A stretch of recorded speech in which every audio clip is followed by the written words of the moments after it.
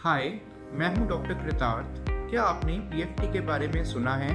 PFT का मतलब है पल्मोनरी फंक्शन टेस्ट और आसानी से समझें तो ये है फेफड़ों का हेल्थ चेकअप। अगर आपको सांस लेने में तकलीफ है, छाती में जकड़न है, छाती से सीटी जैसी आवाज़ आती है या लंबे समय से खांसी है, अगर आप पहले स्मोकिंग करते थे या करते हैं या आपको फेफड़े की कोई बीमारी बताई गई है तो आपको पीएफटी का टेस्ट ज़रूर कराना चाहिए।